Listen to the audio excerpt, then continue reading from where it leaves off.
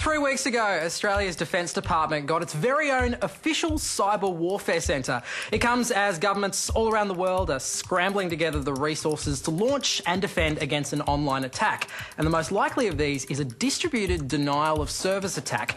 And it works a bit like this. A virus secretly infects thousands of ordinary computers, turning them into zombie computers. Together, they form something called a botnet, this network of sleeper cells waiting to be triggered by a single machine called a bot herder. Now, the attack itself is very simple. The bot herder instructs all of the zombie machines to contact a single website at the same time, and the sheer number of requests will cause the site to overload and crash. Ooh, scary. All right, it doesn't sound like much more than just a bit of mischief, but when you consider how intertwined the net is with everything from our mobile phone networks to our trains, you start to realise the scope of this kind of warfare. For example, in 2007, Estonia was crippled by a massive denial of service strike against government websites. But DDoS attacks are at their most crippling when combined with real-world assaults. In 2008, Russia invaded Georgia, but 3 weeks before the tanks rolled over the border, the attacks began on Georgian servers, damaging the government's ability to communicate with citizens. Now, the Georgian attacks mostly came from servers in the US, but that botnet army could have been commanded from anywhere: Helsinki, Pyongyang, Kalgoorlie.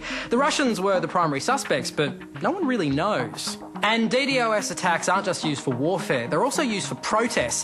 Fittingly, the online collective best known for their use of these kinds of attacks is called Anonymous. In fact, they're attacking the Australian government right now. Hello, Prime Minister Rudd. We are Anonymous.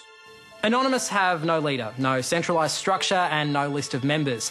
They grew out of web forums, and their previous targets have included the Church of Scientology, whose websites and email servers they brought crashing down.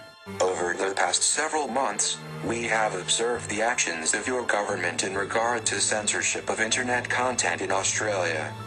Anonymous strongly opposed the government's mandatory internet filter, and at 8 a.m. today they launched Operation Titstorm, promising to bring down government websites by emailing the massive amounts of pornography.